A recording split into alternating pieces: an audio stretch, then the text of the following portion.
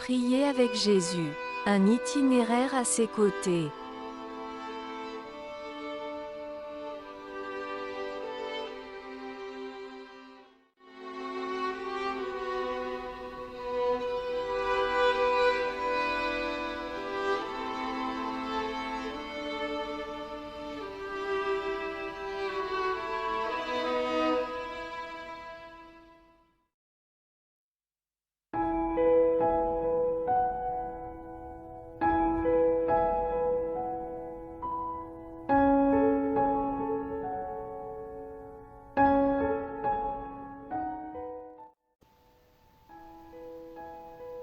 Chers amis, bonjour.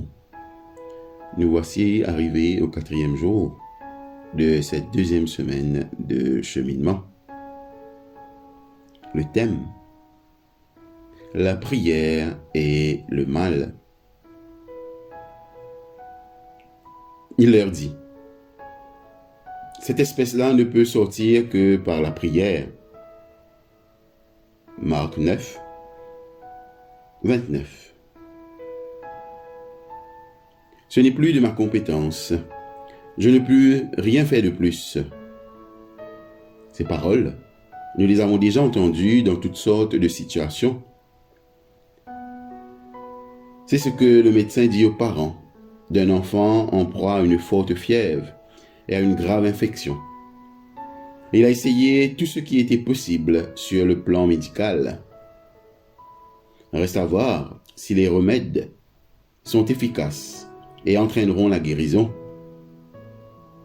Ce sont aussi les propos d'un ami ou d'une amie qui a tout fait pour dissuader le conjoint de persister dans son comportement destructeur. En vain, car le point de rupture a été atteint. Des voies sans issue. Il y a des situations où nous épuisons toutes nos ressources et où nos interventions personnelles ne servent plus à rien. Nous ne pouvons rien faire de plus. Les paroles de Jésus dans Marc 29 expriment une sorte de déception à l'égard des disciples qui n'ont pas réussi à secourir un enfant en proie à une souffrance. Mais elles contiennent aussi une leçon salutaire. Nous ne possédons pas par nous-mêmes les moyens de répondre à tous les besoins et de dénouer toutes les crises que nous rencontrons. La présomption et une confiance excessive en soi ne sont pas des vertus chrétiennes. La foi nous incite à reconnaître que certaines solutions sont hors de notre portée. Elles ne nous sont accessibles que par la prière. Nous restons disposés à faire tout notre possible, acceptant de servir d'instrument entre les mains de Dieu pour sa réponse. Finalement, nous prions, conscients que le problème nous dépasse. Cette vérité de notre dépendance ultime de Dieu et de notre confiance en lui prend un relief particulier en présence du mal. Dans le récit de Marc, les conséquences de la maladie de l'enfant révèlent le mal qui menace sa vie. Souvent, l'Esprit l'a jeté dans le feu et dans l'eau pour le faire périr. Marc chapitre 9, le verset 22. Le texte ne dit pas pourquoi cet enfant, cet innocent, a été frappé de ce mal. La spéculation à ce sujet est un luxe que se permettent ceux qui ne sont pas concernés, qui ne voient aucune raison de faire face à l'injustice. Par son intervention, Jésus ne vise pas à communiquer une meilleure compréhension d'un dilemme philosophique, mais à soulager, à guérir, à rétablir un enfant dans sa famille, sa communauté et dans sa santé. Cette espèce-là ne peut sortir que par la prière. Jésus incite les disciples, et nous avec eux, à se fier à Dieu et non pas à eux. En présence du mal, nous exerçons notre travail et notre ministère du mieux que nous pouvons. Mais à certains moments, nous atteignons nos limites. C'est là le dilemme identifié et l'espérance proposée dans Marc 29. C'est le cas dans la situation si tendue et si complexe du conflit israélo-palestinien.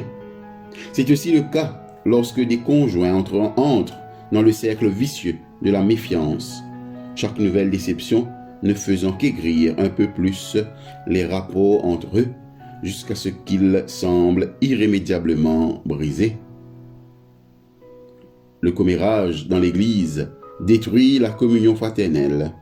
La communication se mue alors en éloge non fondé de ceux qui approuvent un certain projet et en critique incessante contre ceux qui ne l'approuvent pas. Le mal n'a pas besoin de prendre des formes extrêmes, comme de s'incarner dans des êtres qui lancent contre des immeubles des avions de ligne transportant des passagers.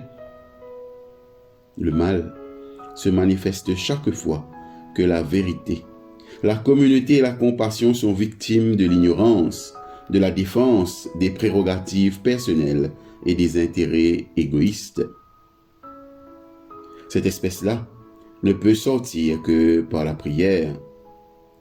Si nous sommes livrés à nous-mêmes et à nos seules ressources humaines, il pourrait sembler ridicule de nourrir quelque espoir de solution ou de remède.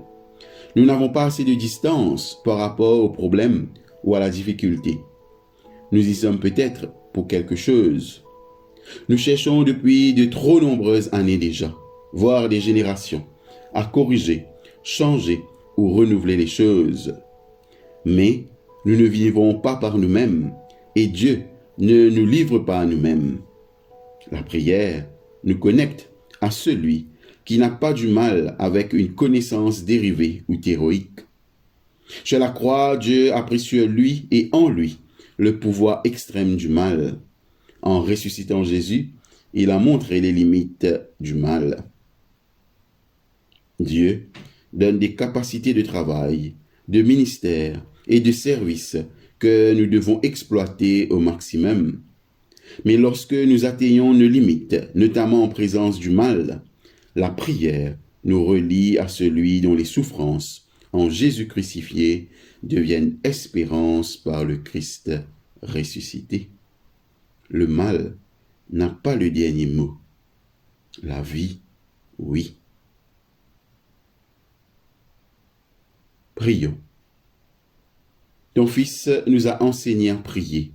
Délivre-nous du mal. Alors Dieu Saint, délivre-moi, non par le déni du mal, ni par le silence devant lui, non en exprimant mes âpres combats contre lui. Délivre-moi quand je ne peux faire plus et quand je ne peux faire davantage. Incite-moi à prier davantage et à te faire davantage confiance. Que je trouve une énergie et une foi renouvelée à être ton serviteur, prêt pour un nouveau service. Par ton Fils Jésus. Amen. Votre exercice spirituel pour ce matin. Notez dans votre journal plusieurs situations géographiques ou relationnelles que vous savez ne pas être capable d'affronter seul ou devant lesquelles vous avez atteint vos limites. Aujourd'hui et au cours des jours à venir, priez pour chacune de ces situations. Présentez-les à Dieu, non comme un acte de résignation, mais en geste de confiance. Demandez à Dieu d'intervenir en vous et en autrui pour le bien, sans imposer à Dieu ce que doit être ce bien. Faites confiance, écoutez, guettez, espérez, attendez et servez.